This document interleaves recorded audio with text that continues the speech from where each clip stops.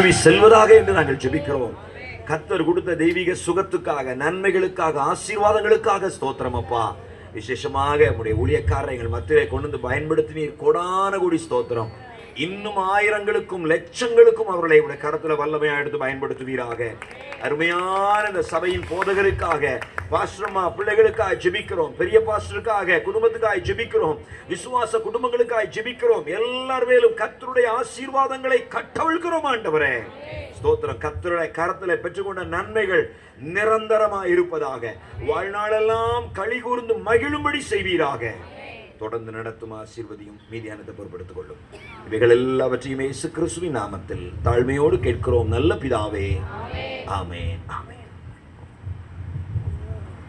என் ஆத்துமாவே கர்த்தரை ஸ்தோத்திரி, உள்ளமே பரிசுத்த நாமத்தை ஸ்தோத்திரி. ஆத்துமாவே கர்த்தரை ஸ்தோத்திரி, அவர் செய்த சகல உபகாரங்களை மறவாதே. நம்முடைய கர்த்தராகிய இயேசு கிறிஸ்துவின் கிருபை, பிதாவாகிய தேவனுடைய அன்பு, பரிசுத்த ஆவியானுடைய ஐக்கிய சந்தோஷ சமாதானம் நம் அனைவரோடும் என்றென்றைக்கு இருப்பதாக. எல்லாருக்கும் நன்றி. குடும்பத்தினருக்கும் தலைமை போதகர்கள் நன்றி. வந்த எல்லா போதகர்கள், உடன் ஊழியர்கள் நன்றி. வருகிற வியாழக்கிழமை எல்லாருக்கும் நோட்டீஸ் கிடைச்சுன்னா, எல்லோரும் கிடைச்சுன்னா கிடைக்கலையா? நான் கிடைச்சி நம்புகிறேன். எல்லோரும் அடுத்த வருகிற வியாழன், வெள்ளி, சனி, ஞாயிறு அந்த ஜான்ஸ் காலேஜில் இருக்கிற அந்த கிரவுண்டில் மீட்டிங் போவாங்க.